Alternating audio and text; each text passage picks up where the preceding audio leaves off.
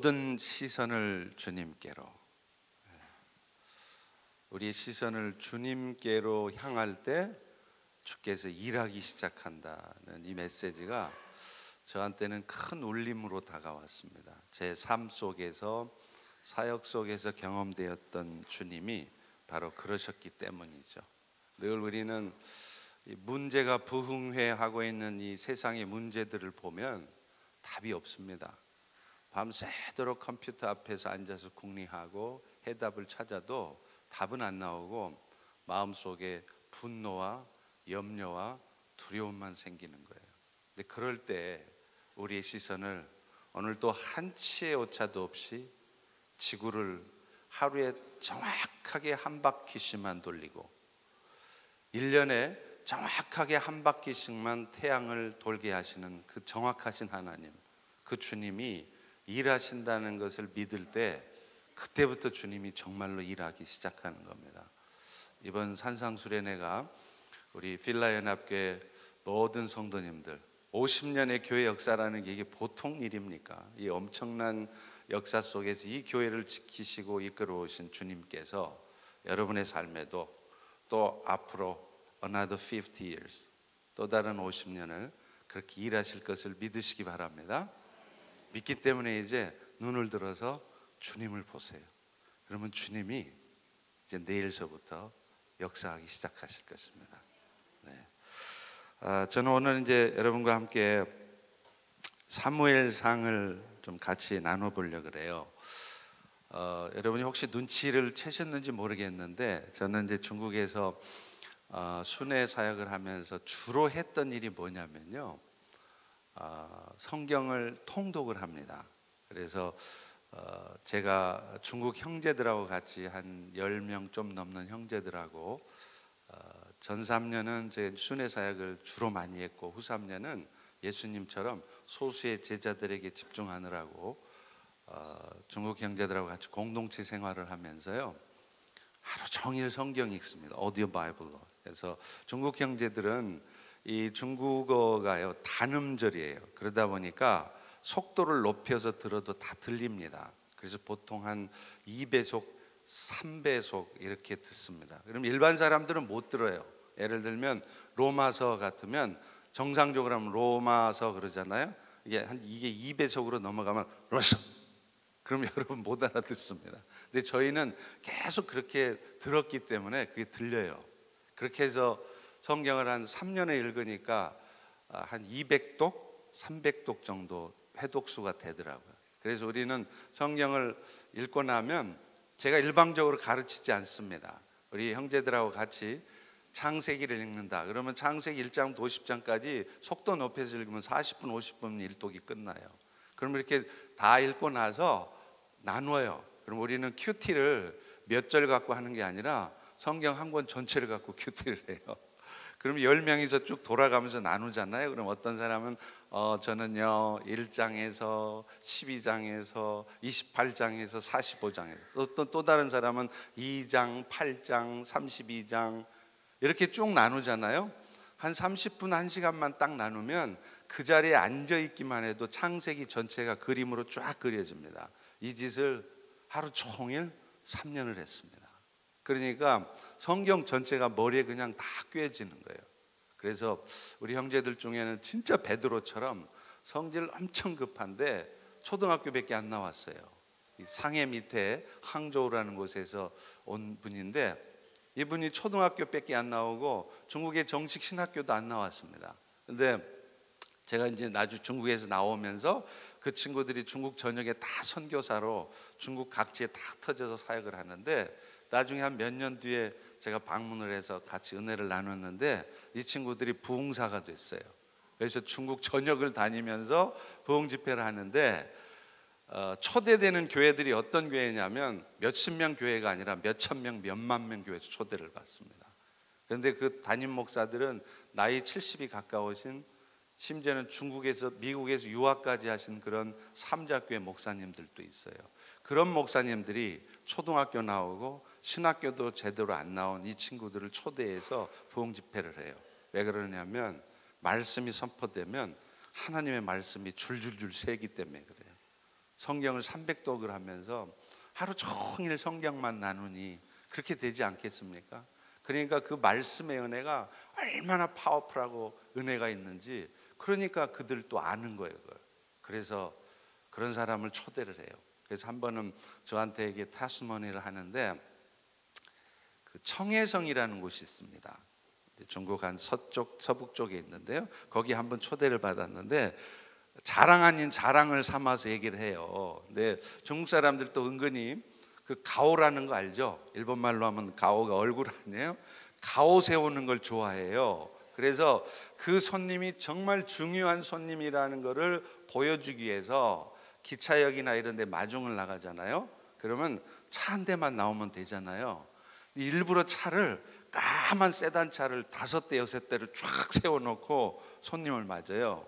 그런데 이 리디숑이라 이 형제라고 하는 이 형제를 이 부흥 강사로 초청을 해놓고 목사님이 차를 기차역 앞에 7대를 쫙 까만 세단을 쫙 세워놓고 자기를 영접을 했다는 거예요. 그러고서 이제 그걸 자랑 삼아 자랑하는 얘기를 들으면서 그게 뭐 자기를 드러내려고 했겠습니까마는 제가 얼마나 마음이 흐뭇하고 기뻤는지 모릅니다.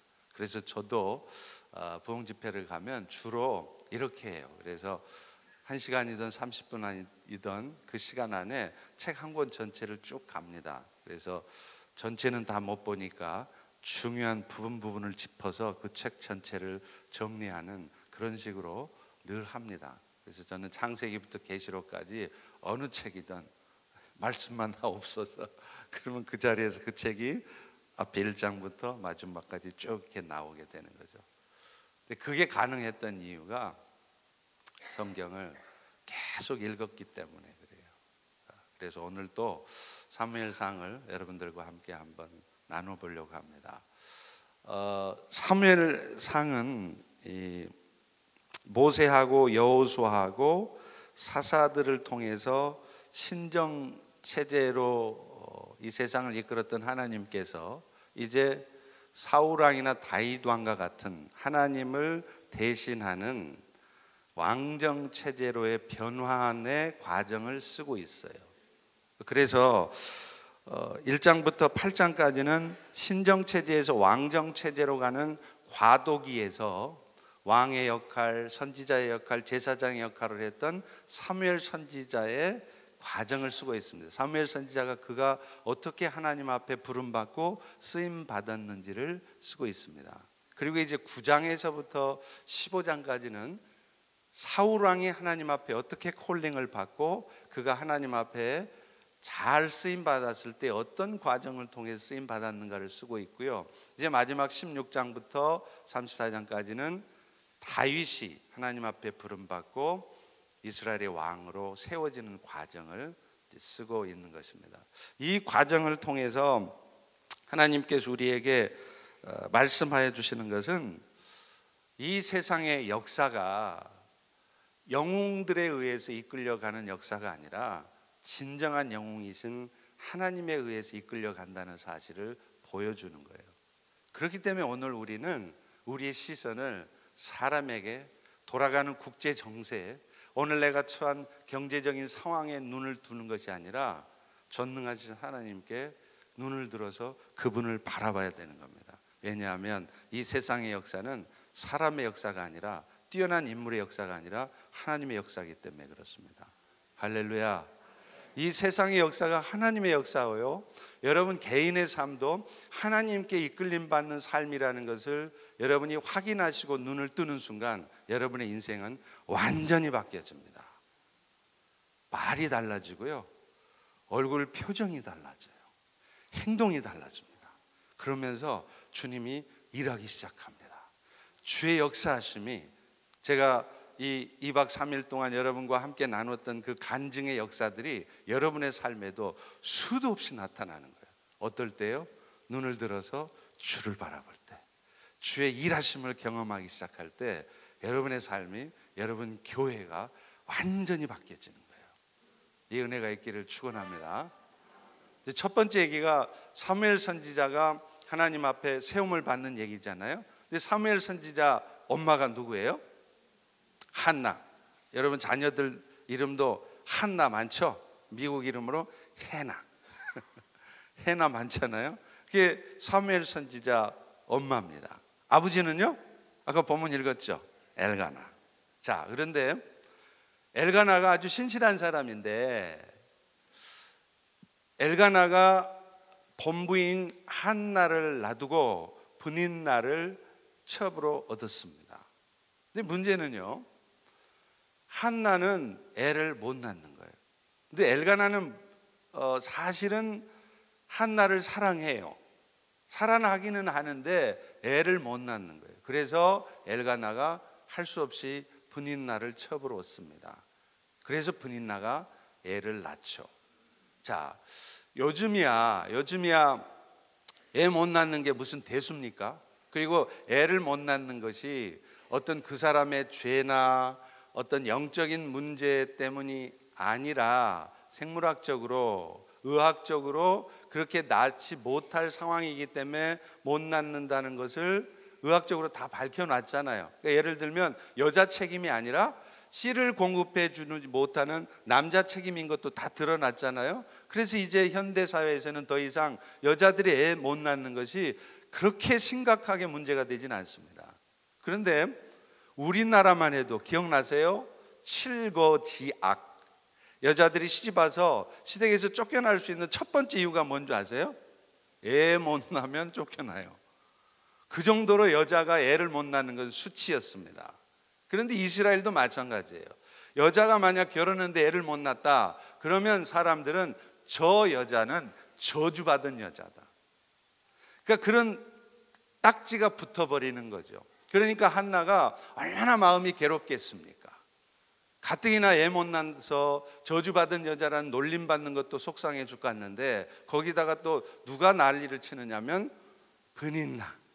그것이 또 이렇게 자꾸 마음 긁으면서 네 애기 있니? 나는 애 있다 뭐 이러면서 괴롭히고, 그 오늘 본문에도 1장 6절에 보면 분인나가 한나를 심히 격분케 하였더라. 화나게 만들었다는 거예요. 자, 여러분이 만약 이쯤 되면 어떻게 하겠습니까? 분명히 엘가나는 한나를 사랑한다고 그랬어요. 애는 못 낳았지만. 그렇기 때문에 만약에 한나가 그 분인나, 그 못돼 먹은 분인나 혼내주려면요, 엘가나 찾아가면 끝나요. 가서 말 다 할 필요도 없어요. 여보, 분인나가 하면서 울면 엘가나가 금방 눈치채잖아요. 무엇이 인연이? 그러면서 당장에 분인나 혼내줄 수 있어요. 근데 한나는 그렇게 하지 않습니다. 또 그것뿐입니까? 용하다 하는 의사들, 의원들 다 찾아다니면서 네, 애 좀 낳게 좀 해주세요. 애 낳을 수 있는 약 없어요. 이 짓도 안 했다는 거예요. 제사장을 한번 찾아가 봤더니 제사장이 한다는 소리가 뭐냐면 한나가 너무 슬프고 그래서 막 부르짖어 기도하다가, 여러분 그렇잖아요. 정말 기도 제목이 너무 간절하고 그러면 한참 부르짖어 기도하다 힘이 없어지면 그냥 입에서 옹알옹알 하면서 하나님 이러잖아요. 그런 한나를 보고 제사장이라는 자가 뭐라 그러냐면 너 술 마셨냐? 그러니까 이 한나 입장에서는 아니 제사장쯤 되면 뭐 기도 제목 말하기도 전에 문 열고 탁 들어와서 무릎 꿇으면 너 애 못 낳아서 왔지, 요 정도는 돼야 신령한 제사장 아닙니까? 근데 이놈의 제사장은 무슨 뭐 미리 알아보기는커녕 간절한 마음으로 속상해서 기도하고 있는 한나더러 너 술 취했냐? 이러고 있으니 그게 제사장의 자격이 있냐 이 말이에요. 그러니 한나는 얼마나 속상하겠어요? 그러면 그 제사장한테 따져줄 수 있습니다. 당신이 말이야 제사장식이나 되면서 이렇게 나의 아픔을 몰라봐서 무슨 제사장이냐, 멱살 잡고 싸울 수도 있겠죠. 그런데요, 한나는 그렇게 안 합니다. 남편 엘가나 찾아가서 하소연도 안 하고요, 더더군다나 분인나 그 나쁜 년 그 머리끄댕이를 잡으면서 목을 막 쥐어들면서 네가 감히 나한테 하면서 맞서 싸우지도 않아요. 제사장한테 가서 당신 말이야, 제사장이 그 정도 해가지고 제사장이야 따지지도 않습니다. 오직 하나님 앞에, 여호와의 성전 앞에 올라가는 거예요. 그 이유가 뭡니까? 이 모든 문제의 원인이 애를 못 낳아서 거긴 한데, 그 애 못 낳은 것이 남편 엘가나 책임도 아니고 그 브닌나 책임도 아니고 자기 책임도 아니고, 사실은 여호와께서 한나에게 애 못 낳게 하셨다는 사실을 알고 있었기 때문입니다. 오늘 본문 5절에 분명히 말하잖아요. 여호와께서 그를 임신치 못하게 하시니. 그러니까 문제 원인이 어디서 출발해요? 하나님이란 말이에요. 결자해지라는 말씀 드렸지 않습니까? 매듭을 묶은 사람이 풀어내야 돼요. 매듭은 하나님이 묶어놨는데 그거를 사람들이 모여가지고 머리 맞대가지고 집단지성으로 풀어낼 수 있을 것 같습니까? 천만의 말씀이에요. 하나님께서 풀어줘야 되는 거예요. 그러면 매듭이 지어져 있으면 그 매듭을 풀어내기 위해서 가장 먼저 해야 될 일이 뭘까요? 겸손한 마음으로 하나님 앞에 나아가서 무릎 꿇어야 되는 것입니다. 하나님, 내가 혹여 내 삶의 이유를 아직도 깨닫지 못해서 하나님이 나를 이 땅에 호흡하게 하시고 이 땅에 살게 하신 그 부르심의 목적을 아직도 확인하지 못해서 내가 이 엉뚱한 골짜기에 헤매고 있지는 않습니까? 알려주세요. 도와주세요. 깨닫게 해주세요. 그렇게 고백하고 구할 때 하나님께서 말씀하시는 거예요. 그러면 그 인생의 문제가 10년, 20년 해결되지 않았던 신분 문제가, 몇 년 동안 나를 힘들게 하고 고통스럽게 했던 그런 문제들이 하루 한순간에 풀어질 수 있는 것입니다. 한나는 그 비밀을 알았어요. 결자해지다. 사람들하고 붙어서 싸워도 해결 안 나고, 힘 있는 사람 찾아가도 이게 해결 안 나고, 머리 맞대고 열심히 해결책 궁리해도 해결 안 나고, 하나님 앞에 엎드릴 때 하나님이 해결하신다는 그 믿음이 있었던 것입니다. 그래서 하나님 앞에 올라가요. 그랬더니 하나님이 해주시는 말씀들이 있고 또 하나님의 의도가 무엇인지 대략 눈치가 채지겠잖아요. 그래서 한나가 1장 11절에 이렇게 고백을 합니다.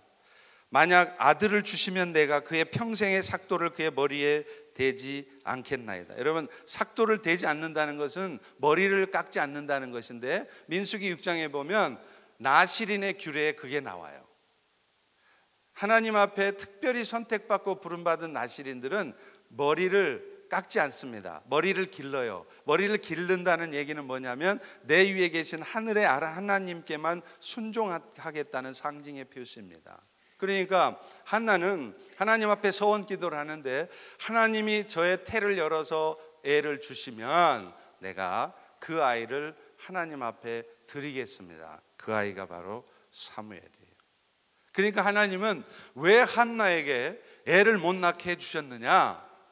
사무엘을 주시고 싶은데, 여러분 이스라엘 역사에서 그 상황을 생각해 보세요. 신정체제에서 왕정체제로 바뀌는 그 과도기에 있어서 얼마나 중요한 때입니까? 사무엘 3장에 보면 그런 말씀이 있어요. 그때에 하나님의 이상이 없었더라. 이 말이 무슨 말이냐면 하나님이 그 땅 백성들에게 말씀하지 않으셨다는 거예요. 왜 말씀하지 않으셨느냐? 말씀하고 싶지 않아서 안 하신 것이 아니라 사람들이 하나님의 말씀을 듣지를 않아요. 귀담아 듣지를 않습니다. 자신들의 삶에 분주하고 자신들 먹고 사는 일에 빠져 사니까 하나님의 말씀에 귀 기울이지 않고 관심도 없으니까 하나님이 당신의 이상을, 당신의 말씀들을 이스라엘 백성들에게 안 주시는 거예요. 그래서 이상이 없으니까 그 땅이 황폐할 수밖에 없죠. 그 황폐한 시기에 하나님은 이제 왕정체제로 바꾸는 그 과도기에 사무엘을 이 세상에 던지시는데 누구한테 던져줄까? 요렇게 찾아보니까 한나한테 주면 좋겠구나. 근데 문제는 한나도 아직 준비가 덜 돼 있다 이 말이에요. 사무엘처럼 똑똑하고 공부 잘하는 놈 낳게 해주면 그놈 어떻게 공부 열심히 시켜가지고 저 유명한 하버드는 하버드라 그러면 안 되더라고요. 하버드. 하버드 보내가지고 로이어를 시키든지 닥터를 시키든지 사람 머리가 그렇게 돌아가는 거예요. 이 아이가 어떤 직업을 가지고 무엇을 하든지 이 땅에서 하나님의 부르심의 목적, 내가 이 땅에 살고 있는 삶의 이유를 깨닫고 그 하나님의 목적을 따라 사는 그런 아들로 키우겠습니다가 아니라 어떻게 하면 이 똑똑하고 공부 잘하는 놈 공부 잘 시켜가 지도 복 받고 나도 좀 복 받을까, 이 생각이 돌아가게 돼 있다는 거예요. 우리 부모들이 그렇지 않습니까? 그래서 하나님은 한나를 애를 못 낳게 하는 거예요. 왜요? 분인나한테, 깐족거리는 분인나한테 속상한 일도 당하고 저주받은 여자라는 놀림도 받고 그러면서 마음이 낮을대로 낮아져 가지고 그의 입술에서 오늘 11절의 고백이 나올 때까지 하나님은 기다리신 겁니다. 내가 하나님께서 아들만 주시면 그 아들 덕 좀 보도록 그렇게 하지 않고 그 아이를 하나님 앞에 드리겠습니다. 그러니까 이 하나님의 계획이, 플랜이 실행되는 데 있어서 하나님은 주연 배우를 누구를 세웠냐면 한나죠. 그런데 그 옆에 있는 엘가나며 제사장 엘리며 또 깐족거리는 분인나, 요 사람들은 뭐냐면 이름하여 내자입니다. 따라서 해볼까요? 엑스트라. 여러분, 연극에서, 영화에서 엑스트라가 중요합니까? 주연 배우가 중요합니까? 주연 배우가 중요하잖아요. 그럼 주연 배우는 엑스트라하고 싸워서 될 일이에요? 주연 배우는 누구하고만 상대하면 돼요? 프로듀서, 감독하고만 상대하면 돼요. 감독이 이래 해라 그러면 예, 저래 해라 그러면 예 하면 돼요. 괜히 주연 배우가 감독하고는 말 안 하고 말이에요, 엑스트라 붙들고서 네가 감히 나한테 깐족거려? 백날 싸워봐야 뭐해. 그 엑스트라도 다 하나님이 고용해서 하나님이 사용하신 사람들인데 막말로 해서 분인나가 뭔 죄가 있냐고요? 하나님이 한나한테 그 고백 나오게 하려고 하나님이 분인나를 사용하신 거였는데 분인나 어떻게 보면 죄 없는 겁니다. 그런데 우리는 그 분인나 같은 엑스트라하고만 붙어서 막 싸우고 앉았는 거예요. 이 나쁜 놈아. 이게 왜 그러냐면 눈을 들어 주님을 보지 않기 때문에 그래요. 이 세상의 역사가 사람들의 역사인 걸로 착각하고 사니까 그래요. 이 세상의 역사가 His story, 그분의 역사라는 것을 안다면 우리는 눈을 들어서 PD이신, 프로듀서인 그 하나님의 음성을 들으려고 하는 것입니다. 그리고 그분의 음성을 따라 행동하게 돼 있는 것입니다. 사랑하는 성도 여러분, 오늘 여러분 인생에 나타나는 모든 인생의 문제도 다 마찬가지입니다. 하나님은 오늘 또 이 세상의 사람들이 예수를 믿어 구원받기를 원하신다고 하나님의 부르심의 목적을 분명하게 말씀하셨어요. 디모데전서 2장 4절에 얘기하잖아요. 모든 사람들이 여호와께서는 예수의 이름을 믿고 구원 얻기 이르기를 원한다, 진리를 아는데 이르기를 원한다. 그게 하나님의 바람이에요. 그게 프로듀서이신, 감독자이신 하나님의 뜻입니다. 그러면 우리 이 땅에 나온 주연 배우들인 여러분들은 그 주연 역할 잘하려면 엑스트라하고 붙어서 맨날 싸우면서 시간 낭비하고 짐 빠지지 마시고 프로듀서이신 하나님을 바라보시며 하나님의 뜻이 무엇인지를 자꾸 되새기십시오. 그 하나님의 뜻이 분명해지면 여러분의 입술에도 내 인생 이제부터 내 거 아닙니다, 주 뜻대로 사용하겠습니다, 그렇게 한나가 고백한 것처럼 그 고백하게 돼 있는 것입니다. 일이 이쯤 되니까 어떻게 됐어요? 하나님께서 사무엘을 나게 해 주셨잖아요. 근데 한나도 참 대단한 여자예요. 우리 인생들이요, 가만 보면 저도 한 목회 20여 년 넘게 하다 보니까 우리 성도님들도 급할 때는요 막 하나님 앞에 부르짖어 기도해요. 심지어는 소원기도 합니다. 하나님, 이 비즈니스 문제, 이번에 이 신분 문제만 해결되어지면 내가 앞으로는 내가 목숨을 다하여 그래 놓고서 언제 그랬느냐는 듯이 저 높은 곳을 향하여가 아니라 더 높은 곳을 향하여 더 높은 포지션을 향하여 날마다 나아갑니다. 분주하고 열심을 다해서 어떻게 하면 더 많이, 어떻게 하면 더 좋은 것을, 어떻게 하면 더 높은 포지션으로 그렇게 산다는 거예요. 그게 우리 인생들의 모습이더라고요. 제가 목회를 해봐도 그런 분들을 제가 여러 봤습니다. 기억하십시오. 그게 하나님의 테스트예요. 하나님이 일단 주어봐서 그걸 어떻게 사용하시는지 하나님이 계속 보고 계십니다. 한순간도 눈을 거두지 않고 그가 어떻게 말하고 어떻게 행동하고 하나님의 주신 축복을 어떻게 사용하시는지를 정확히 보고 있습니다. 그러다가 엉뚱한 짓 하잖아요. 한순간에 날아갑니다. 그거 무슨 일 터질지 몰라요. 내가 그동안 쌓아놓았던 명성, 부 한 방에 날아가요. 그런데 오늘 한나는 달랐습니다. 그래서 아마 사무엘을 한나한테 하나님이 주셨는지 모르겠어요. 한나는 자기가 서원했던 그대로 사무엘이 젖뛰자마자 여호와의 성전으로 보내버려요. 말이 그렇지 생각해 보세요. 여러분이 애를 낳았는데 한 1년 2년 키우다가 젖뛰고 나니까 그 젖먹이 그 어린아이를 성전에다 혼자 띄워놓는다는 게 그게 쉬운 일이에요. 그런데 한나는 그렇게 했단 말이에요. 이유가 뭘까요? 애를 낳기 전에 사무엘을 갖기 전에 오랫동안 훈련을 받았기 때문에 그래요. 지긋지긋하리만침.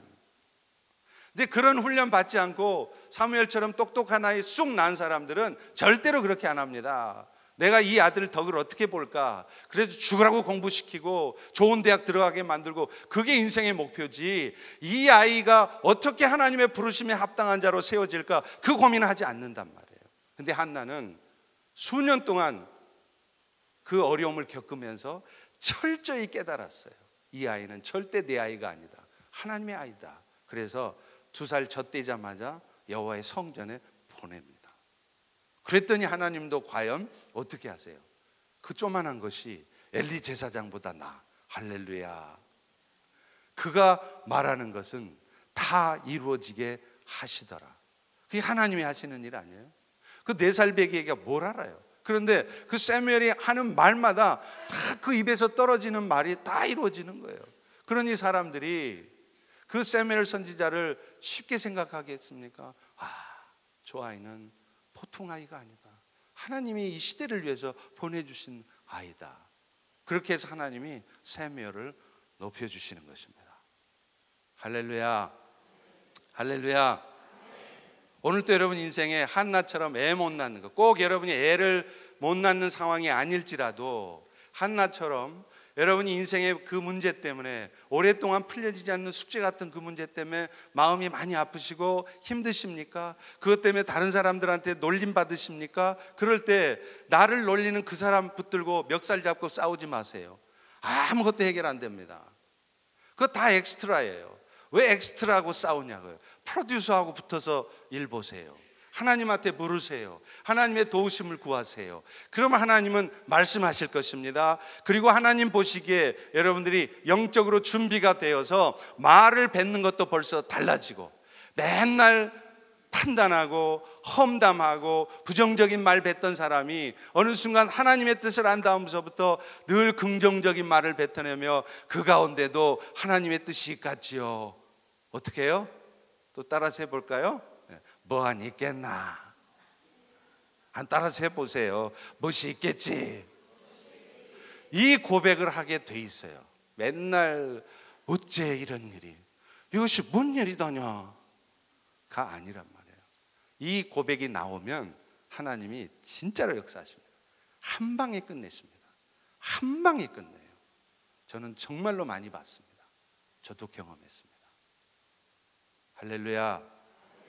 헷갈리지 마시고 눈 엉뚱한 데도 두고 한참 어둠 속에서 한참 몇 년을 헤매다가 제자리 찾아오지 마시고 오늘 말씀 듣고 곧바로 지름길로 숏커트로 가시는 여러분 되시기를 주의 이름으로 축원합니다. 이제 9장에 넘어가면은요, 사우랑 프로그램이에요. 9장 1절 2절에 보면 베냐민 지파 기스에게 아들 하나가 있습니다. 그 아들이 누굴까요? 사울 왕이에요. 이제 사무엘에서 사울로 넘어가는 겁니다. 근데 이거 보세요. 하나님이 또 사울 왕을 세우시기 위해서 어떻게 역사하시는가 보시라고요. 얼마나 하나님의 일하심이 치밀하고 대단하신지를 한번 보시라고요. 사울의 아버지 기스 집안에 문제가 떨어집니다. 이게 무슨 문제냐면 암나귀를 잃어버려요. 근데 여러분, 암나귀 한 마리 잃어버리는 게 뭔 대수냐? 그 뭐 나귀 한 마리 잃어버릴 수도 있지. 아니에요. 그 당시에는 암나귀는 뭘 상징하느냐면 그 암나귀가 하나님이 주신 축복을 상징하는 것입니다. 그렇기 때문에 만약에 그 암나귀를 잃어버렸다 그러면 이제 우리 집안에 어떤 저주가 날라올지 몰라요. 하나님의 축복이 사라졌기 때문에. 그러니 이 암나귀 한 마리는 그저 나귀 한 마리가 아니라 우리 집안 전체 운명이 왔다 갔다 하는 일입니다. 그런 일이 사울의 아버지 기스 집안에 떨어졌습니다. 얼마나 황당하겠어요? 이런 일이 떨어지면 사람들의 반응은 뻔합니다. 그 암나귀 지키는 사환 불러가지고 이놈아, 네가 돈 받고 일하면 돈값을 해야 되지. 왜 나귀 간수 제대로 못해가? 나귀가 도망가도록 내버려 두고 그러면서 그 사환 탓하고 사환 해고시키고 그렇게 가게 돼 있어요. 사람들이 다 하는 짓들이 그렇습니다. 그런데요, 이게 하나님이 하시는 일이었다는 것을 우리는 그 9장의 뒤에 스토리를 통해서 확인하게 되는 거예요. 사울의 아버지 기스가 난리가 났죠. 그래서 사울을 시켜서 암나귀를 찾아오라고 그래요. 사환 하나 붙여갖고. 그런데 거기 보면 9장 4절 보면 이렇게 말해요. 사울이가 사환하고 베냐민 땅 살리사 땅을 다 돌아댕겨 봐도 나귀를 찾지 못했더라. 이렇게 말한단 말이에요. 그러면 사울이가 머리가 나빠서요? 분석력이 부족해서요? 아니에요. 뒤에 나오잖아요. 사울이 이스라엘의 왕으로 부름받았을 때 그가 얼마나 용모가 준수하고 뛰어난 사람이었는지 다 인정한다고 나오잖아요. 그 똑똑하고 뛰어난 사람이 나귀 못 찾을 리 없어요. 그런데 눈을 씻고 나귀를 찾아봐도 나귀를 못 찾는 거예요. 이유가 있죠. 왜요? 하나님이 못 찾게 막아놓으시는 거예요. 여러분, 꼭 이것과 같습니다.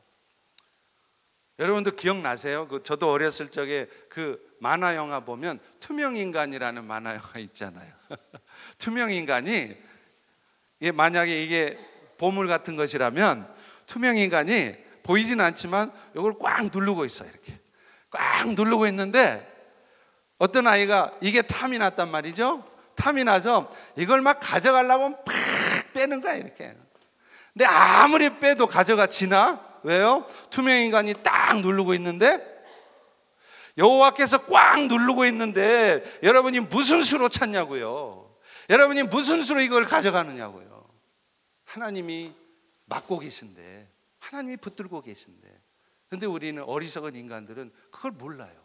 그래서 내 힘으로 그걸 어떻게 해결해 볼까, 그거 어떻게 찾아볼까 하고 죽으라고 3일 동안을 살리사 땅, 베냐민 땅 전부를 다 돌아다녔다는 거예요. 답이 뭐예요?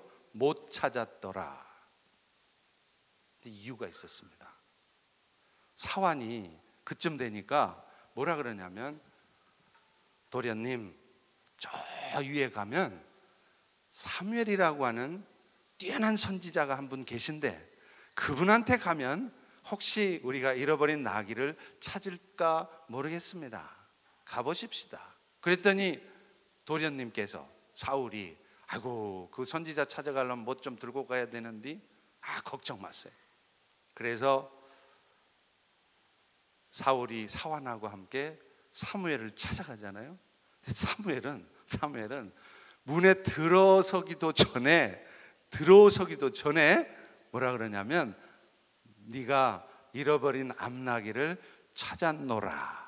할렐루야. 베냐민 땅 3일을 돌아다니면서 죽으라고 눈 씻고 찾으려고 했던 그 암나귀를 사무엘 선지자한테 찾아가니까 사무엘이 한마디로 끝내버려요. 네 잃어버린 암나귀 걱정돼서 왔지? 찾았다. 그런데 그 전에 해야 될 일이 있다. 그게 뭐예요? 사무엘이 여호와의 기름 부으심으로 사울을 이스라엘의 왕으로 기름 부으시는 거예요. 그러니까 결국 기스의 집안에 암나기가 잃어버린 이 전대미문의 이 황당한 사건이 일어난 이유가 무엇입니까? 베냐민 땅 전체를 돌아다니면서 사울이 눈을 씻고 암나기를 찾으려 해도 못 찾았던 이유가 뭡니까? 딱 하나요. 딱 하나. 뭐예요? 사울이 이스라엘의 왕으로 기름 부어지는 그 사건 때문에 그러는 겁니다. 사울을 이스라엘의 왕으로 세워서 하나님을 대신해서 이스라엘 나라를 다스리고, 그래서 이스라엘 백성들이 하나님 나라의 백성답게 세워져 가게 하는 그 역할을 할 사울 왕이 세워져야 되기에 하나님은 기스 집안에 나귀가 잃어버리는 사건이 터지게 하셨단 말이에요. 오늘 여러분 인생도 마찬가지예요. 지금 한나 프로그램하고 사울 프로그램 비슷하죠. 뒤에 16장부터 다윗 프로그램이 나오는데 다윗 프로그램도 똑같습니다. 똑같은 과정을 통해서 하나님이 일을 하세요. 오늘 여러분 인생에 일 터지는 이유가 뭘까요? 딱 하나예요. 여러분이 내 삶의 이유를 찾으라는 겁니다. 하나님이 왜 이 땅에 여러분을 태어나게 하셨고, 특별히 왜 하나님의 자녀로 부르셨는지, 그리고 왜 특별히 필라 연합교회 교우로서 부르셨는지 그 하나님의 목적을 찾으라는 거예요. 그 목적을 못 찾고 헤매고 앉았으니까 하나님께서 경제 문제로, 건강 문제로, 이런저런 문제로 여러분 인생을 다스리시는 것입니다. 그런데 그 목적을, 주님을 바라봄으로 해서 그 목적을 찾아내지는 못하고 맨날 엑스트라 보면서 화내고 불평하고 멱살 잡고, 그러니 문제 해결이 안 나오죠. 사랑하는 성도 여러분, 사울의 집안에 암나귀가 잃어버려진 사건, 나귀 한 마리 잃어버려진 게 아니고 사실은 그 일을 통해서 이 세상을 향한 하나님의 뜻이 이루어지도록 세상의 영혼들을 구원하는 그 일 하시려고 버려놓으신 일이에요. 그러면 여러분도 여러분 인생에 어떤 일들이 벌어져 있는지 저는 잘 모르겠습니다. 어떤 분은 건강에 위기가 와 계신 분도 있겠죠. 비즈니스가 갑자기 어려워져서 많이 힘드신 분도 있겠죠. 인간관계 문제 때문에 얽혀서 참 많이 힘드신 분도 있겠죠. 그 모든 일들이 하나님이 버려놓으신 일이라는 사실을 믿으시기 바랍니다. 그렇다면 하나님 앞에 나가서 물으세요. 사울처럼 베냐민 땅 3일길 여기저기 찾아다녀 봐도 해결책 안 나옵니다. 하나님한테 물으세요. 하나님께 구하세요. 그러면 하나님이 말씀하시고 응답하시고 해결해 주실 줄로 믿습니다. 할렐루야. 이제 16장 넘어가면은요, 다윗 프로그램이에요. 그런데 다윗이 이스라엘의 왕으로 기름을 부음을 받는 것도 곧바로 왕 된 것이 아닙니다. 사무엘 선지자가 하나님으로부터 명령을 받아요. 사무엘아, 내가 이제 사울 왕을 버렸다. 이제 사울을 대신해서 이스라엘을 다스릴 왕을 세워라. 그런 기별을 듣습니다.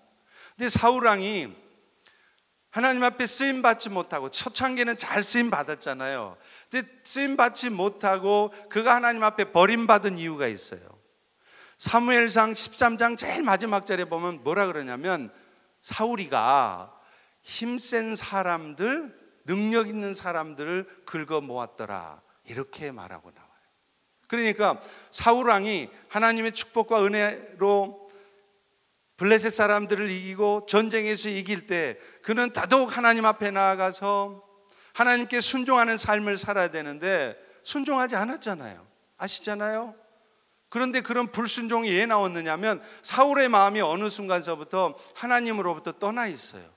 모든 시선을 주님께로 향하는 것이 아니라 모든 시선을 눈에 보여지는 상황에 두는 거예요. 그러니 불순종의 삶으로 빠질 수밖에 없는 겁니다. 마음이 불안해지고 염려가 생기고 불평이 생기고, 그러니 하는 짓이 어떻게 나옵니까? 어떻게 하면 힘센 사람들, 나를 도와줄 사람들, 능력 있는 사람들 긁어 모을까? 세력화하고 사람을 모으고 그 짓 하게 돼 있는 거예요. 왜? 주님을 바라보지 못하니까. 하나님이 그거 몰라요?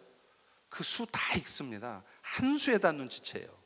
그래서 결국 사울왕이 버림받지 않습니까? 그러고서 하나님이 다윗을 세워요. 그래서 사무엘이 다윗한테 기름을 붓는데, 기름 부을 때도 보세요. 사무엘한테도 하나님이 직접 말씀 안 하셨어요. 그래서 다윗의 집안의 형제들이 엘리압부터 시작해서 쫙 오잖아요. 근데 마지막 막내 다윗은 그 인터뷰 현장에도 안 나타나. 그러니까 이 다윗은 그 사람들 눈에 이미 저놈은 왕 될 놈이 아니다 제껴놓은 거예요. 근데 하나님은 사람의 눈에서 보면 제껴놓은 그 사람을 이스라엘의 왕으로 삼으시는 거예요.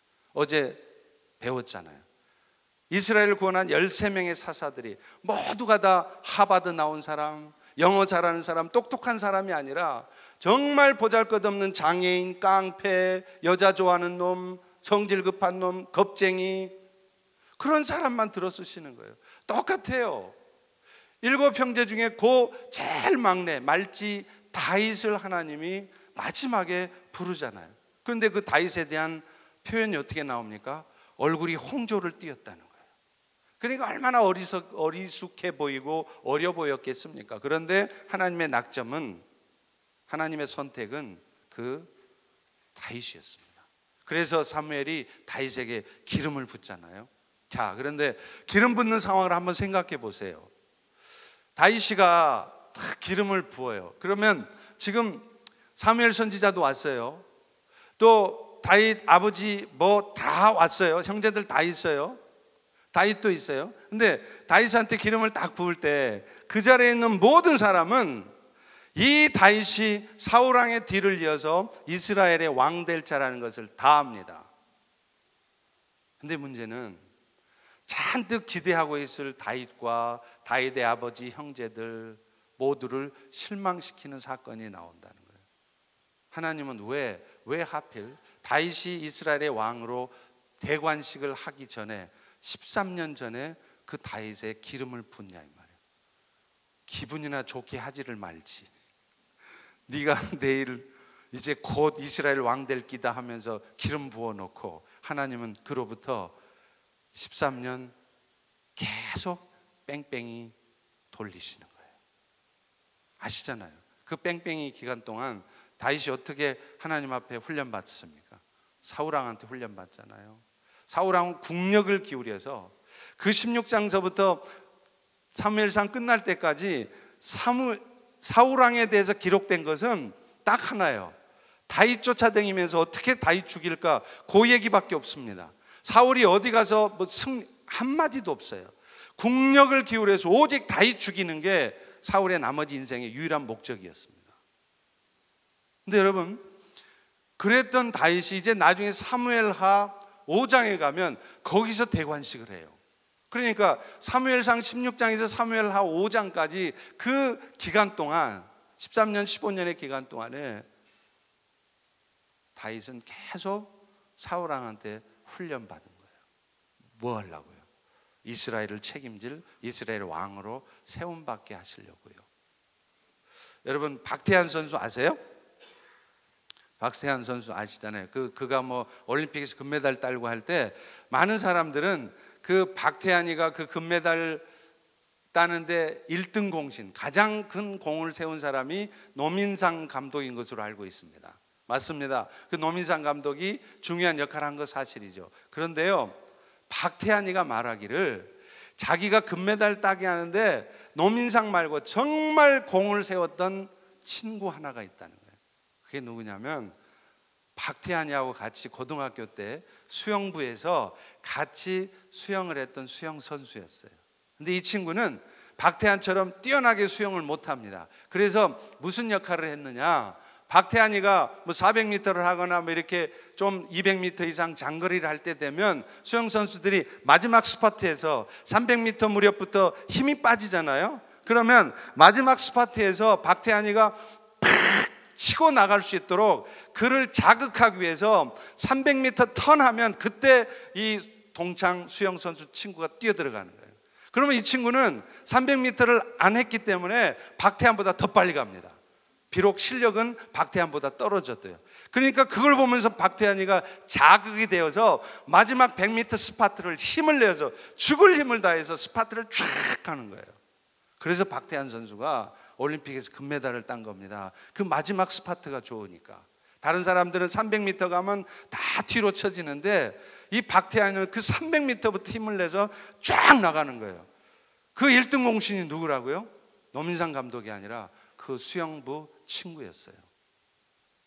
다윗이 이스라엘 역사에서 가장 존중받는, 존경받는 이스라엘의 왕으로 세워지는데 1등 공신이 누굽니까? 사무엘 선지자가 아니라 사울왕이었어요. 사울왕이 계속 깐적거려 주니까, 사울왕이 계속 괴롭혀 주니까, 그 괴롭히는 사울왕을 보면서 이놈의 시끼가, 저놈이 나하고 무슨 왼수가 졌다고 이렇게 하는 게 아니라 하나님이 하신 줄로 알고 그것을 다 받아내잖아요. 심지어는 사울왕이 죽이려고 어제 말씀드렸죠. 사무엘상 18장에 보면, 18장 10절에 보면 여호와의 부리시는 악령이 사울에게 힘있게 임하매 사울이 갑자기 다윗에게 창을 던진단 말이에요. 2번이나 던졌어요. 그런데 그 사울왕이 던진 창을 근접거리 10m도 안 되는 이 짧은 거리에 있는 다윗을 사울왕이 못 죽입니다. 생각해 보세요. 그래도 일개 나라의 왕이 될 정도로 싸움에 능통한 사울이 근접거리에 있는 다윗 하나를 못 죽여요? 창으로 던져서. 근데 못 죽여요. 이유가 뭐예요? 하나님이 지키시니까. 이게 뭘 의미할까요? 하나님께서 지키시면 별일 없는 겁니다. 우리 다 같이 따라서 해보겠습니다. 하나님이 지키시면 별일 없다. 할렐루야, 할렐루야. 그렇게 좀 사세요. 그냥 세상사 일에 그냥 온 마음과 정신을 다 쏟아서 그냥 그 사탄의 괴력에 깨끗이 다 넘어가 가지고 다 그냥 어둠에 휩싸여서 그렇게 진을 빼지 마시고, 다윗이 죽을 적에 열왕기상 2장에 보면 솔로몬한테 유언을 해요. 유언을 할 때 다윗의 유언이 뭔지 아세요? 사랑하는 아들아, 내가 궁전 그 다락방에 금덩이 50파운드짜리 금덩이를 숨겨놨으니까 내 죽거들랑 그거 찾아 먹어라. 그게 유언이었어요? 아니에요. 딱 한마디예요. 솔로몬아, 힘써 대장부가 되라. 근데 참 재밌는 게요, 제가 이제 그 대학 다닐 때 일본어를 좀 했어요. 그래서 일본어 공부를 지금 다 잊어버렸지만, 근데 일본어에 보면 대장부, 여러분도 아마 일본어 아시는 분들 아실 겁니다. 대장부가 한자로 쓰면 그게 대장부가요, 일본말로 읽을 때 다이조부라고 나옵니다. 근데 다이조부 데스, 이 말이 무슨 말인 줄 아세요? 괜찮습니다, 이 말이에요. 그러니까 솔로몬한테 다윗이 얘기할 때 너 대장부가 되라. 그러면 어떻게 하는 게 대장부로 사는 거냐? 여러분 인생에 뭔 일 터져도 이 말 한마디로 끝내버리는 거예요. 뭐요? 다이조부 데스. 우리 따라서 한번 해보겠습니다. 다이조부 데스. 집사님 요즘 무슨 일 터졌다며 어때요? 많이 힘들지? 그럼 어떻게 하라고요? 다이조부 데스. 괜찮습니다. 중국 조선족들은 북한 사람들을 뭐라 그러냐면 일 없습니다. 저는 처음 가서 일 없다 그래서 하는 일 없다고 쉬는 점 그 말인 줄 알았어요. 근데 그게 괜찮다는 얘기예요. 맨날 그러는 거 일 없습니다. 북한에는 백수들만 사나? 일 없습니다. 일 없습니다. 근데 이 말이 얼마나 좋은 말인 줄 아세요? 근데 그 사람들은 대책 없이 일 없습니다예요. 그러면서 벌벌벌 떨어요. 그런데 우리는 대책이 있어요. 하나님께서 대책을 갖고 계세요. 그러니까 그 사람들은 그야말로 무대책이지만 우리는 주대책입니다. 이걸 이름하여 주책 떤다 이러는 거예요. 여러분 주책 떠시기 바랍니다. 주님이 책임지세요. 근데 왜 염려하시고 왜 분노하시고 왜 불평만 하십니까? 다이조부 데스라는 이 말 한마디로 끝내버리세요. 그 어둠에 빠져들어가지 마세요. 사탄만 좋아하는 짓이에요. 다이조부 데스. 괜찮습니다. 일 없습니다. 주책입니다. 할렐루야. 다윗은 자기 평생에 그 하나님을 경험했기 때문에 자기의 사랑하는 아들 솔로몬한테 마지막 유언, 딴 거 다 필요 없고 이 말 한마디 던져주는 겁니다. 오늘 필라 연합교 여러분들도 이 한마디로 살아가실 수 있기를 주의 이름으로 축원합니다. 사울왕이 창 던져도 못 죽여요, 다윗. 왜요? 하나님이 지키시는데, 주님이 책임지시는데, 주책인데 지가 무슨 수로 죽여요? 아무리 사탄이가 여러분의 대적자들이 여러분을 괴롭히고 여러분을 죽어 넘어지게 하려고 해도 하나님이 여러분을 지키시고 책임지시면 여러분 절대 안 죽습니다. 그러니까 여러분들 말을 뱉을 때 벌써 첫 마디부터 그냥 분인나 연연히 그러지 마시고 괜찮습니다. 일 없습니다. 이 말부터 뱉으시라고요. 이 말이 나오게 하려고 하나님이 다윗을 그렇게 15년 동안 뺑뺑이 돌린 거예요. 죽으라고 사울왕한테. 나중에 골리앗하고 싸울 때도 나오잖아요. 다 벌벌벌 떨어가지고 골리앗이 나와서 싸움 거니까, 거기 골리앗을 표현할 때 그 영어 성경에 보면 이렇게 돼 있어요. Champion named Goliath. 그러니까 골리앗을 뭐라고 표현하고 있느냐면 영어 성경에 한번 찾아보세요, 여러분. 챔피언이라고 얘기한다. 우리 개역 성경에는 그렇게 표현이 안 돼 있잖아요. Champion named Goliath. 그러니까 골리앗이라 이름하는 세상의 챔피언이 딱 뜨는 거예요. 세상에 챔피언이 뜨면 우리 보통 성도들 마음은 두 가지입니다. 하나는 두려워하든지, 저놈이 만약에 나의 대적자가 돼서 나를 공격하면 나는 죽었다, 두려움이 생기거나, 아니면 부러워하게 돼 있어요. 나는 언제나 벤츠 타보나, 나는 언제나 BMW 타보나. 부러워하는 거예요. 두려움 아니면 부러움이에요. 그러니까 아무도 그 골리앗한테 못 나섭니다. 그런데 소년 다윗은 딱 나가요. 사울왕이 걱정돼 갖고, 야 다윗아, 너 저 골리앗 싸우려면 갑옷이라도 입고 가. 그러니까 다윗이 뭐라 그러냐면, 갑옷이요? 아이고 그거 안 맞아서 불편하네요. 전쟁하러 나가는 놈이 무기 하나 없이, 그것도 갑옷도 없이 나가면 우리는 그런 다윗을 향하여 뭐라고 말할까요? 너 참 무모하다. 근데 그게 무모한 게 아니에요. 다윗이 뭐라고 고백합니까? 골리앗한테, 너는 칼과 창으로 나오거니와 나는 몰라요? 만군의 여호와 이름으로 나아가노라. 그러면서 칼창도 없어요. 물맷돌 5개. 그 물맷돌 5개도 다 쓰지도 않아. 하나로 끝내줘요. 하나로 정확하게 그 이마 정수리에 딱 박아서 한 방에 끝내요. 이런 거를 전문 용어로 뭐라 그러냐면 원샷 원킬 그러는 거예요. 원샷 원킬. 시간 끌고 뭐 그냥 뭐 꿈도 그런 거 없어요. 한 방에 끝나버려요. 어떨 때 이런 일이 있어요? 칼과 창으로 나아가지 아니하고 만군의 여호와 이름으로 나갈 때. 여러분이 이걸 경험하게 되면은요, 신앙생활하는 게 얼마나 드라마틱하고 드릴 있고 얼마나 재밌는지 몰라요. 근데 왜 신앙생활이 힘들다고 하세요? 왜 신앙생활이 부담스럽다고 하세요? 하나님의 은혜 역사, 하늘을 가르시고 이 땅에 임하셔서 온 산들을 진동케 하시는 여호와의 영광을 여러분이 보지 못했기 때문이에요. 그 영광을 경험하지 못했기 때문이에요.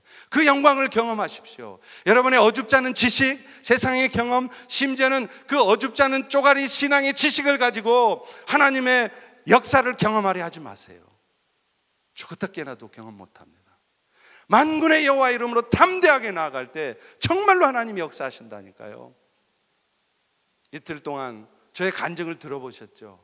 제가 뭐 똑똑해서 머리 좋아서 잘나서요? 아니에요. 제가 얘기했잖아요. 신학교 들어가서 3년 동안 단 한 번도 성도들이 저한테 전도사님 설교에 오늘 정말 은혜 받았어요, 이런 얘기를 들어본 적이 없다니까요. 맨날 한다는 소리가 전도사님 수고했어요. 수고한 지 누가 몰라.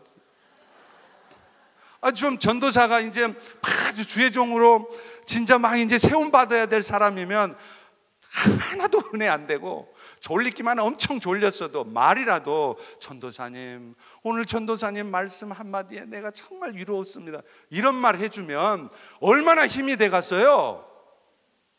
그 전도사는 이제 그 말 한마디 들으면 그 다음 수업부터는 밤새 가지고 말씀 준비하고 기도하고 강단에 서는 거예요. 그런데 우리 전도사님 설교는 내가 들어보니까 이런 게 좀 부족해. 요게 좀 안 돼. 누가 그걸 모르냐고. 설교자가 죽을 때 자기 설교가 죽순 설교라는 것을 가장 먼저, 가장 정확하게 아는 사람이 누구겠어요? 설교자 자신이에요. 제가 언제 한국에 있을 때 시골 교회를 갔는데 저희 교회 프로그램 중에 그게 있었어요. 주일날 저녁 예배 과감하게 없앴습니다.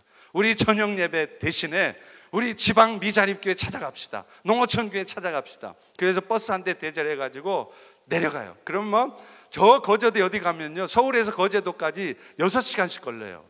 갔다 돌아오면 새벽 2시, 3시입니다. 그래도 막 서로 가려고 줄 서요. 끊어요. 버스 다 못 타니까 끊어요. 왜 그럴까요? 은혜가 있으니까, 기쁨이 있으니까. 그래서 내려가서 설교를 듣습니다. 그러면 제가 설교를 안 합니다. 그 시골 교회 목사님한테 설교를 하라 그래요. 그러면 이분은 평생에 이렇게 많은 성도 앞에서 설교해 본 적이 없어. 그러니까 저도 기억이 아직도 나는데, 전북 남원인가 어딘가 근데 갔더니요, 목사님이 갑자기 사라지셨네. 사라지셔갖고 강단에 딱 나타나셨는데 하얀 양복. 아니 옛날에 부흥사 좀 하셨나 봐요. 하얀 양복에다 백코트까지 딱 신고 강단에 나타나시는 거예요. 내가 기가 차가지고 그러면서 이분이 신이 나가지고 강단 이쪽에서 저쪽까지 왔다 갔다 하면서 말씀을 전하는 거예요. 얼마나 신이 나겠어요.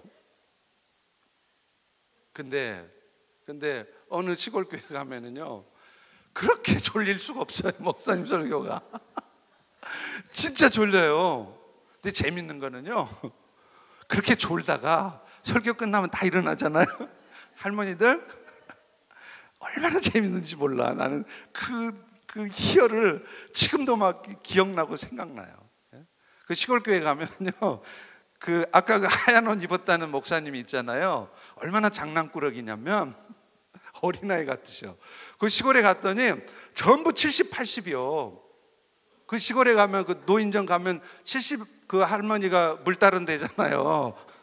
그러니까 다 70, 80인데 희어져 추수할 곡식이. 제가 이렇게 인사하느라고 섰더니 밭이 희어져 있더라니까. 추수할 곡식이. 근데 그 목사님이 얼마나 웃기시느냐면, 몇 명, 한 20명? 한 30명 되셨나? 할머니 할아버지들이요. 그런데 그 할머니 할아버지들을 줄을 맞춰갖고 앉혀놓은 거예요. 이게 그냥 자유스럽게 여기저기 앉게 놔두지, 그거를 이 목사님이 앞줄부터 한 줄에 4명씩 해가지고 줄을 맞춰서 열 맞춰서 딱 앉아있는 거예요. 근데 어르신들이 나이가 드시면 허리도 굽고 몸이 줄어들잖아요. 그러니까 그 할머니 할아버지들이 쭉 열 맞춰서 앉아있는데 유치원 애들 같은 거예요. 머리는 하얀데 몸은 쭈그러들어가지고 이렇게 앉아있는데, 제가 강단에 올라가서 인사하려다가 얼마나 웃음이 나오든지 말이죠. 근데 얘기가 잠깐 샜는데요, 그 시골 교회도 그렇게 목사님 설교가 졸려도요, 제가 진짜 은혜 받은 게 그 졸리운 설교를 들으시면서 목사님이 이렇게 뒤에 예배당 문에 있잖아요. 나가시면서 할아버지들이 목사님 오늘 은혜 많이 받았습니다. 은혜 받긴 뭘 받아. 내가 꾸벅꾸벅 조는 거 내가 다 봤는데. 설교 시간에는 꾸벅꾸벅 계속 졸다가 설교 끝나면 딱 나가면서는 목사님 오늘 은혜 많이 받았습니다. 여러분 생각해 보세요. 그렇게라도 해야 그 목사님이 그 시골교회 버티지. 맨날 목사님 설교는 왜 이렇게 졸려요? 목사님 설교는 왜 이렇게 은혜가 안 돼요? 재미없어요? 그러면 아무리 시골교회라고 어느 목사가 거기 붙어 있겠냐고요. 그러니까 전도사여도 설교가 좀 어설퍼도 하루아침에 그렇게 뛰어난 설교를 할 수 있습니까? 제가 이만큼이라도 하고 그래서 여기저기 다니면서 말씀 전하게 되기까지도 20년이 넘게 걸렸어요.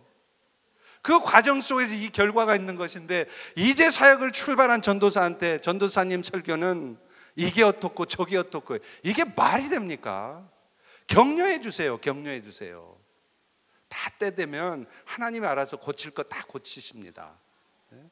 그러니까 좀 졸리더라도, 은혜가 안 되더라도 그 시골 할머니처럼 전도사님 오늘 은혜 많이 받았습니다, 그렇게 하면 그 전도사가 비록 설교는 아직 미숙해서 약해도 얼마나 그 할머니들 할아버지들을 은혜로 사랑으로 섬기겠어요. 이런 설교 듣고도 고맙다고 은혜 받았다고 하시는, 내가 우리 연합교회 성도를 위해서 내가 몸 바쳐 충성하리, 나 절대 내가 담임 목사로 불려가기 전에는 내 이 교회 떠나지 않으리, 그럴 거 아닙니까?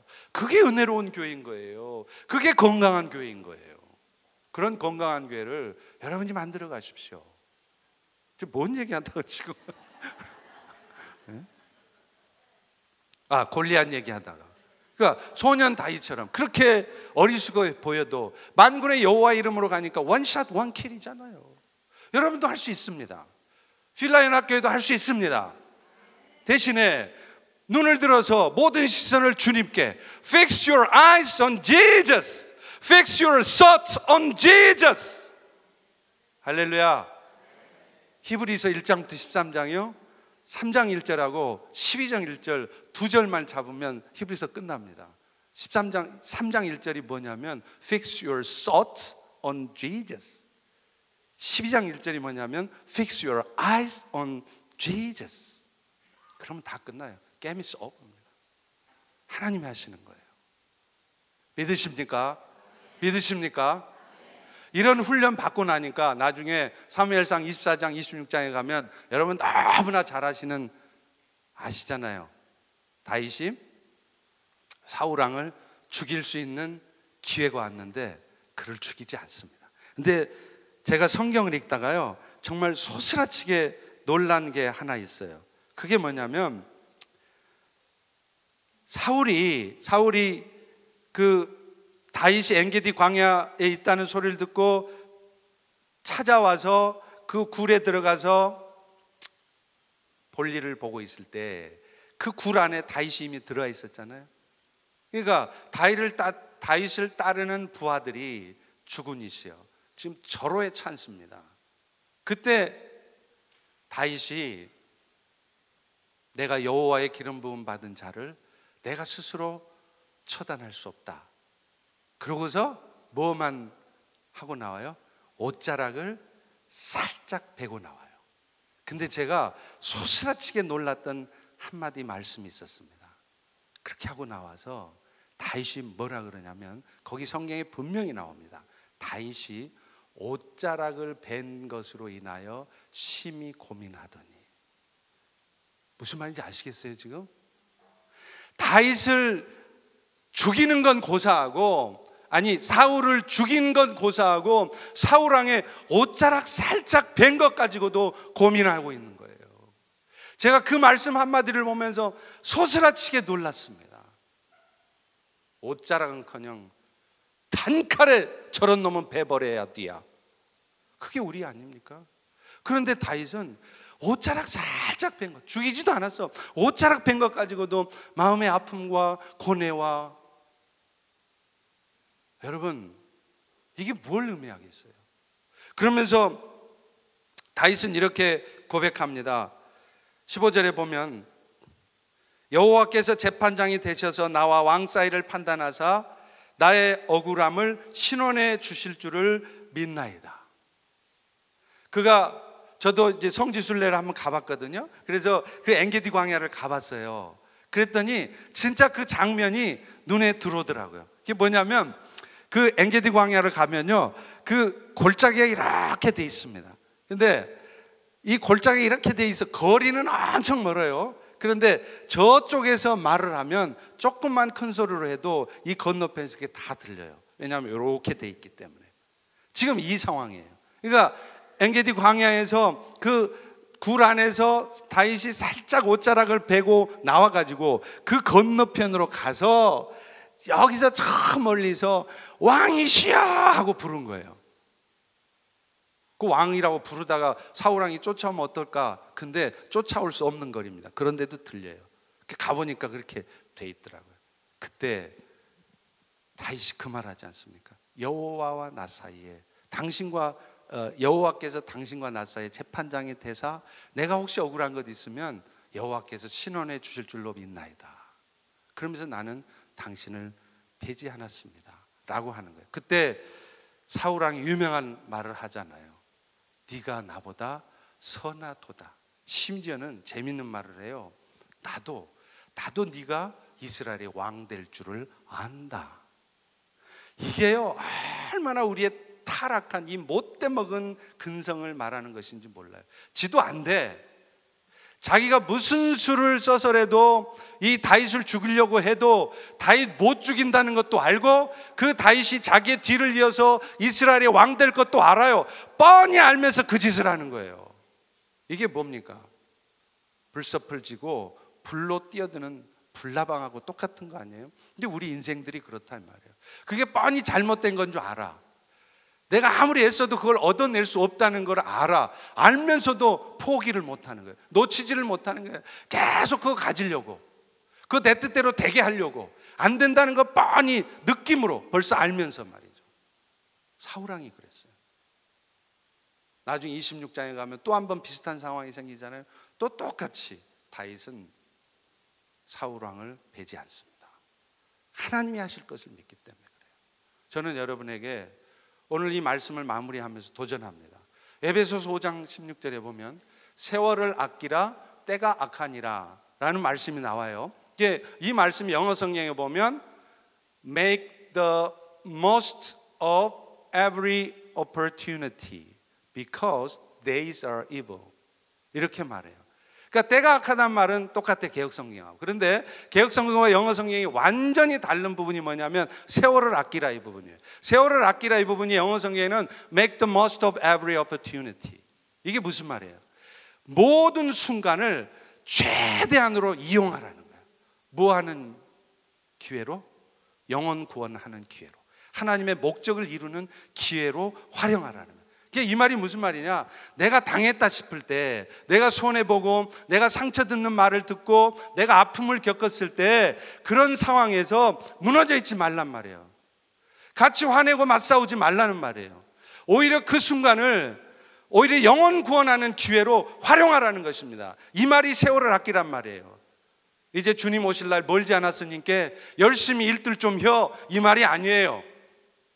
여러분이 겪는 가정에서, 교회에서, 직장에서 겪는 모든 힘든 상황들을 영혼 구원할 수 있는 최고의 기회로, 아가페 할 수 있는, 주의 사랑을 나타낼 수 있는 최고의 기회로 활용하라는 거예요. 이게 바로 시간을 구원하는 겁니다. Save the time. 이걸 얘기하는 거예요. 제가 중국에서요, 한번 북경에 어느 한인교회 주일날 설교를 하러 가는데 북경역에서 내렸어요. 근데 예배가 11시인가 하여튼 10시인가 그런데 이 시간이 촉박한 거예요. 그래서 택시를 탔습니다. 근데 그 한인교회가 그렇게 크지 않은 교회에서 어느 변두리의 조그만 호텔에서 모여요, 주일마다. 근데 그 호텔은 너무 작아서 웬만한 운전기사들은 잘 몰라요. 제가 다녀봐서 알잖아요. 북경만 해도 아마 몰라도 한 1000개 이상은 될걸요, 호텔이. 그런데 그 작은 호텔을 운전사가 어떻게 알겠어요? 근데 내가 급하니까 택시를 타면서 기사한테 물어봤습니다. 이 호텔 아느냐고. 그랬더니 안 돼. 근데 너무 쉽게 대답해서 의심스러운 거예요. 그래서 진짜 알아요? 이게 조그만해서 다 모르는데? 그러니까 진짜 안 돼. 안심하고 타래. 그래서 이제 탔죠? 근데 웬걸? 딱 폼이 보니까 모르는 거예요. 그래가지고 막 헤매고 앉아 있는 거예요. 나중에는 그때 막 핸드폰이 나올 적입니다. 그게 좀 무전기 같은 그 셀폰, 그게 처음 나올 때인데 이걸로 이제 지 친구한테 전화하고 난리가 났어. 이제 제가 얼마나 화가 나요. 막 돈도 돈이지만 지금 예배 시간 늦어서 택시 탄 건데 이게 헤매고 앉았으니 예배 늦으면 어떡해요. 그래서 막 화가 났어요. 그래서 그냥 막 퍼 부어 주려고 그러는데 그 순간에 성령께서 제 입술을 꽉 붙드는 거예요. 그렇지, 이렇게 된 것도 뭐요? 주께서 하신 것이지 뭐한 있겠나? 뭐 있겠지. 그런 마음으로 딱 하니까 그래 뭐 예배 늦으면 늦지 뭐 내 설교 안 하면 뭐 주께서 설교하시던 알아서 하시겠지 뭐. 그럼 마음 편하게 있었어요. 그랬더니요, 그러면서 이제 제가 그 기사한테 그랬습니다. 기사 양반, 미안해하지 마시고 차 옆에 길에다가 세우고 차분하게 찾아보세요. 나 괜찮습니다.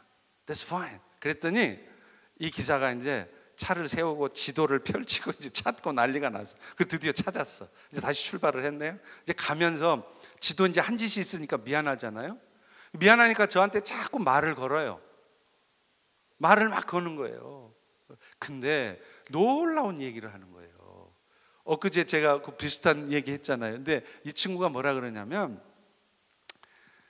이제 제가 이제 그 예수님 얘기도 하고 그러니까 뭐라 그러냐면, 자기가 운전하기 전에 군인이었대요. 근데 군인 시절에 자기 캠프 그 부대 옆에 삼자교회, 정부에서 인정받은 삼자교회 예배당이 있었는데, 그때 부대 생활을 하면서 늘 그 예배당에서 흘러나오는 찬송가 소리가 그렇게 마음을 평안하게 하고 좋았다는 거예요. 그래서 내가 옳다구나, 바로 이것을 위해서 하나님께서 기회를 주신 거구나 하고 제가 거기서 예수를 전했습니다. 그리고 호텔 앞에 내리면서 차를 호텔 입구에 세워놓고 그 자리에서 예수님 영접기도 했습니다. 할렐루야. 제가 만약에 당했다고, 속았다고, 속상하다고 막 퍼붓은 다음에, 기사 말이야, 당신 거짓말이 나고 말이야, 막 쏟아부은 다음에 내릴 때, 그런데 내가 믿는 예수 믿으세요? 그게 말이 됩니까? 당해주면서, 쏘가주면서 그걸 기회 삼아서 예수를 전하니까 그게 정확하게 먹혀 들어가잖아요. Make the most of every opportunity. 세월을 아끼라, 이 말이 그 말이에요. 그러니까 원수 갚으려고 그러지 마시고 원수를 축복하려고 고민하십시오. 스트로글 하세요. 하나님 앞에 나가서 기도해 보세요. 그러면요, 그 죄가 그 원수의 머리 위에 딱 놓여져요. 그러면 꼼짝없이 저는 회개해야 됩니다. 반드시 회개하게 돼 있습니다. 영혼 구원 받게 돼 있어요. 어떻게 해요? 내가 전하는 예수 때문에? No. 내가 보여주는 예수 때문에 그는 구원받게 돼 있는 거예요. 사랑하는 성도 여러분, 사람을 미워하지 마십시오. 여러분이 어떤 이유에서건 사람을 미워하고 계시면 여러분은 지금 사탄에게 속고 계신 겁니다. 사단을 미워하지 마시고 그 사람 안에 역사하고 있는 죄를 미워하세요. 사탄을 미워하세요. 그러면 여러분은 그 못된 짓 하는 그 영혼이 불쌍해질 겁니다. 불쌍해질 때 사랑할 수 있습니다. 진정한 사랑은 긍휼로부터 시작됩니다. 우리 주 예수 그리스도의 사랑이 긍휼에서 시작되었습니다. 긍휼함을 품으면 사랑할 수 있어요. 말씀을 맺죠. 우리 필라연합교회 성도 여러분, 이제 산상수련을 마치고 내려가시거들랑 눈을 들어서 주님을 향하여 시각을 고정하십시오. 그리고 여러분 입술에는 막 이렇게 맞는 소리, 바른 소리 많이 하던 거 있다면 그거 절반으로 줄이세요. 그런 말이 필요 없다는 거 아니에요. 우리도 준비도 필요하고 노력도 필요하고 다 필요합니다. 그런데 분명히 아십시오. 그걸로 일 해결되지 않습니다. 결국엔 하나님이 하시는 거예요. 주께서 하신다는 그런 믿음 가운데 웬만하면 개안십니다. 좀 이해할 수 없는 상황 오면 이것이 뭔 일이다냐가 아니라 뭐하니 있겠나, 이렇게 고백하면서 주의 역사를 경험하는 여러분 되시기를 축원합니다.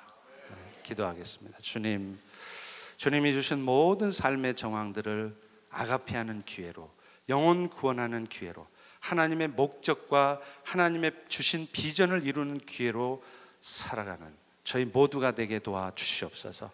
이제 산상 수양회를 마치고 내려가는 주의 백성들, 이제 필라 연합교회 기둥 같은 일꾼들로 세워주시되 늘 저들의 입술 속에서 괜찮습니다, 일 없습니다, 다이조브 데스, 감사합니다, 주께서 하실 것입니다, 주님이 일하십니다, 이런 고백들만 있을 때 놀라운 주 역사가 있게 하여 주시옵소서.